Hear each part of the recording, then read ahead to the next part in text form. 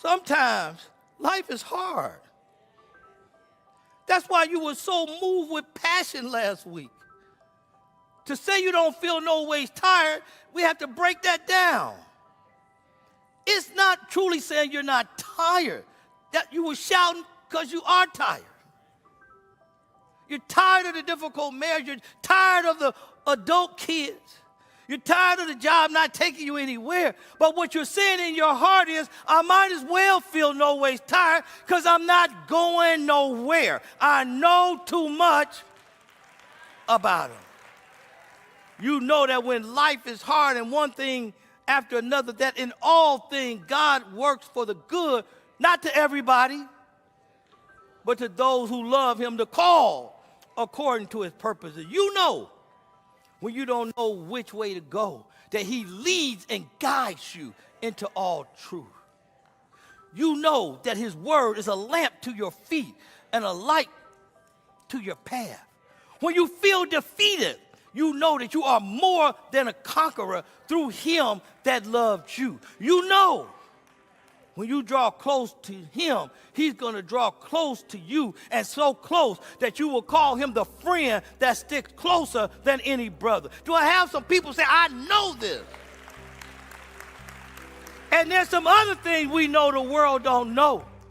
That when times get hard, he's given us a joy that is unspeakable and full of glory, a joy that the world didn't give, and in the worst of circumstances, since the world didn't give it, the world can't take it away. He's given peace. How do we understand peace in the midst of the storms of life? How do we understand peace when we should be in distress? Again, the world can't understand this. But those who are at peace with God know the peace of God. I can't explain it. There's so much death in this church, being a mega church, nearly a funeral every week. But what amazes me many times is when the members who have lost that loved one, and they are in grief, and they are in hurt, and they are in pain, they say to me over and over again, Pastor, I'm at peace. Now, someone who don't know Jesus feels like the only way to get that kind of peace is to go and get you some weed. No. What they're trying to say is that there is a comforter. There is a Holy Spirit that is inside the believer. I'm going to get some help. You see, inside the believer, we have what the Bible calls the parakletos. In the Greek, it means the one called alongside to help.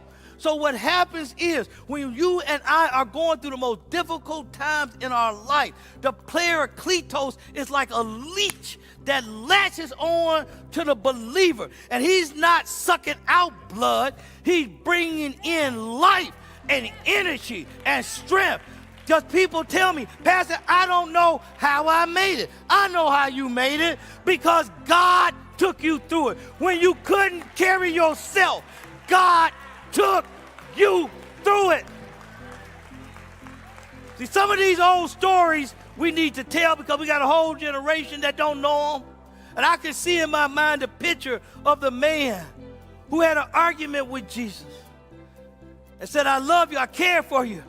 But during the worst times of my life, when he looked at footprints in the sand, he said, the worst point of my life, I only see one set of footprints.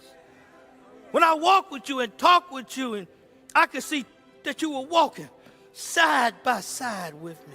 I could see both set of footprints in the sand. But all of a sudden, I'm looking at footprints, and all I see is one set of footprints in the sand. Why would you desert me, Jesus, when I needed you the most? And Jesus looked at that man and said, what you don't understand, those were the times that I carried you. Those were the times that I picked you up. Those were the times when you couldn't make it that I took you through. Give him some praise.